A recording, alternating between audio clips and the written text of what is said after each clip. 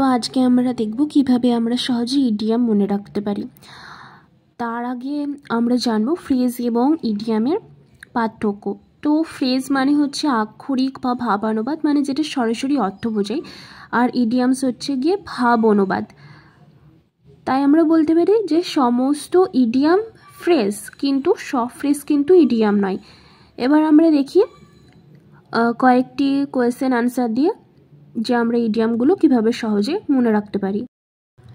তো প্রথমে যেটা বলেছে দেখো, a slap on the wrist.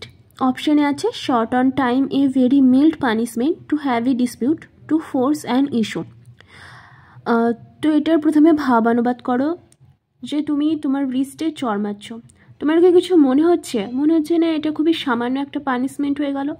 তার জন্য অপশন হবে B, a very mild punishment. তারপরে বলেছে the finally agreed on the business deal, মানে তারা সম্মতি দিয়েছে ফাইনালি বিজনেস ডিলটা করার জন্য। তো অপশনে দেখো কোনটা সম্মতি বোঝাচ্ছে। C the cat out of the bag, নাম সি আই টু আই। তো এটা সম্পূর্ণরূপে সম্মতি দেওয়া বোঝায় সি আই টু আই, তার জন্য সঠিক আনসার হবে C eye to eye. To feel under the weather, তো যখন ওয়েদার চেঞ্জ হয় তখন অনেকের শরীর খারাপ করে না, তাই জন্য বাংলা মানে যদি শরীর খারাপ হয় তাহলে ইংলিশ এখানে তিনের সি আনসার হয়ে যাবে। ফিল আনওয়েল মানে শরীরটা ঠিকঠাক লাগছে না, তার জন্য এখানে আনসার হবে তিনের সি, ফিল আনওয়েল। এবার আমরা দেখব once in a blue moon কী হবে।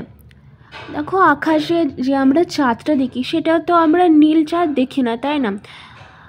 তো সেটা খুব রেয়ারই দেখা যায়, প্রতিদিন তো নীল চাঁদ দেখা যায় না, তার জন্য এটা হয়ে যাবে রেয়ারলি, 6 এ।